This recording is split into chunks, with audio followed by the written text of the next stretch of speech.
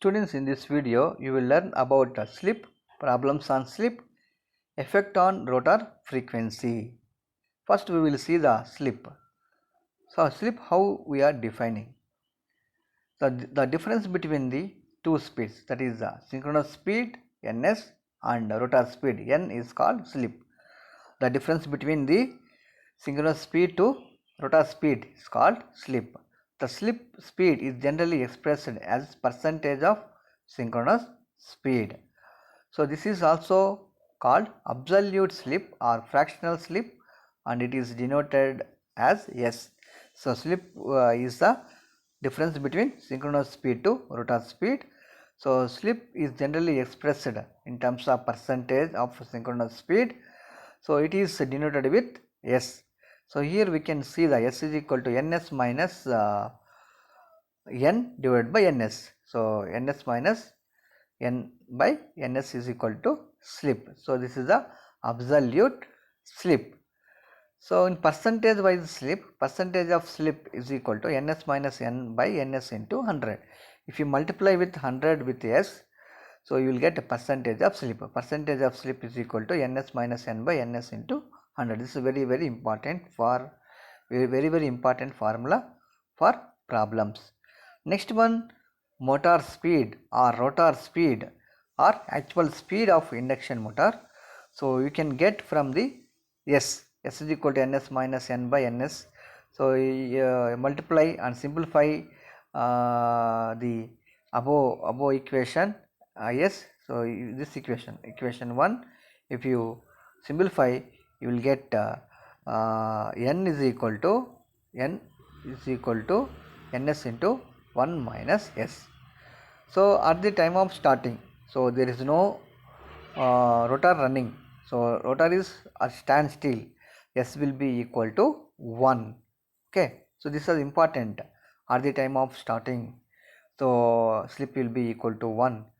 So motor attains the synchronous speed, slip will be equal to 0. So these are the important relations. So these relations we will use in torque slip characteristics.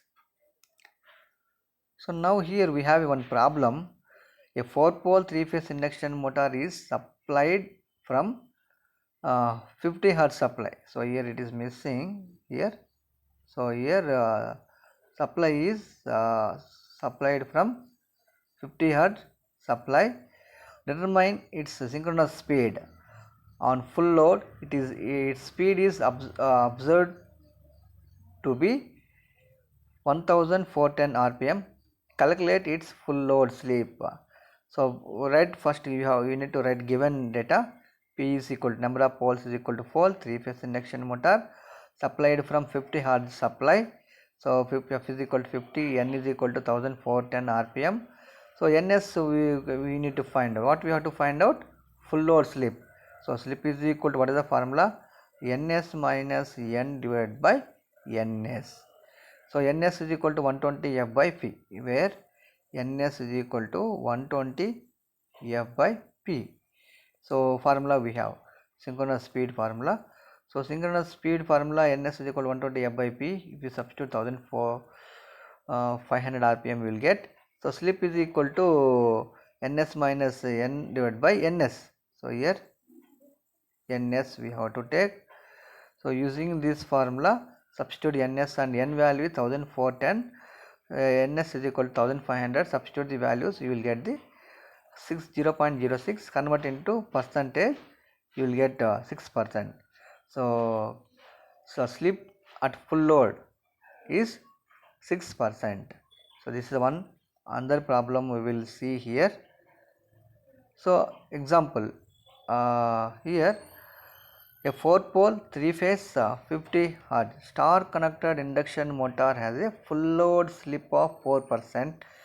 Calculate full load speed of the motor. N value we have to calculate here. So n how much? N is how much we have to calculate. So where n is equal to, formula is n is equal to ns into 1 minus s formula. So s is 4%, ns is equal to 120 f by p. So f is equal to 50 hertz and P is equal to 4. Substitute NS is equal to 1500 RPM. Okay, 1500 RPM will get. So here slip slip is equal to ns minus n by ns. From that formula, so n is equal to ns into 1 minus s. Substitute the values. So motor speed of the motor at full load 1440 rpm. So this is another problem. These problems are important. This type of problems they may ask in your examination. And we will move to the effect on rotor frequency. So here, since rotor also is rotating, EMF will induce, so that rotor circuit also will have frequency. How to calculate rotor frequency here? So in case of 3-phase induction motor, the speed of the rotating magnetic field is ns is equal to 120 f by p. So that is equation 1. So where f is equal to frequency of supply in hertz and p is equal to number of poles. So at the starting n will be equal to 0, s will be equal to 1, slip will be equal to 1. On stationary rotor has maximum relative motion with respect to the respective RMF, rotating magnetic field. Hence maximum EMF gets induced in the rotor at the time of starting. So here ns minus n is equal to 120 f bar by p. So equation 2 you take. So assume ns minus n, the relative motion of between synchronous speed and rotor speed is equal to 120 f bar by p. So here divide equation 2 by 1. Equation 2 by 1 if you take, ns minus n by ns is equal to 120 f bar by p whole divided by 120 f by p, will get 120 p will get cancelled. Finally fr by f you will get fr by f, ns minus n by ns is equal to slip is equal to fr by f. So fr by fr is equal to s into f. Fr is equal to s into f. So this is the relationship between supply frequency and rotor frequency. So the effect on rotor frequency. So based on this one problem we will discuss here. So here we have a problem. A 4-pole 3-phase 50 Hz induction motor runs at a speed of 1470 rpm. A 4-pole 3-phase 50 Hz induction motor runs at a speed of 1470 rpm. Speed. Find the frequency of the induced EMF in the rotor under this condition. So what we have to find out? Rotor frequency we have to find out. First write the given data. P is equal to 4, F is equal to 50 and motor speed N is equal to 1470 rpm. Find the frequency of the induced EMF in the rotor. Rotor frequency Fr we have to find out. So what is meant by Fr? So here Fr is equal to, how we will find out? S into F, where S is equal to, formula is, where S is